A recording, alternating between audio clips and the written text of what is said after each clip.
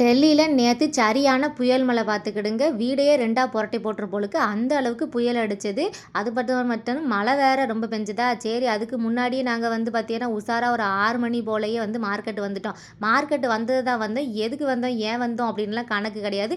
சும்மா வீட்டில் போர் அடிச்சிச்சுனாலே கொஞ்சம் வாக்கிங் போயிட்டு வரலாம் அப்படின்னு சொல்லிட்டு அப்படியே நடந்து வந்துடுவோம். இது நடந்து வர தூரத்தில் தான் இருக்குது நம்ம வீட்டில் இருந்து. அதனால் டெய்லி மார்க்கெட் வந்துடுவோம். ஏன் வரோம், எதுக்கு வரோன்னு எங்களுக்கே தெரியாது, நீங்களும் கேட்கக்கூடாது பார்த்துக்கிடுங்க. டெய்லி மார்க்கெட் வருவோம். அதுக்கப்புறம் பார்த்தீங்கன்னா இந்த டெய்லி நாங்கள் இந்த ஏரியாவில் சுற்றிட்டு இருக்கோம். இந்த கடை ரொம்ப புதுசாக இருந்துச்சு. இன்றைக்கி தான் ஓப்பன் பண்ணியிருந்தாப்புல இந்த இடத்துல.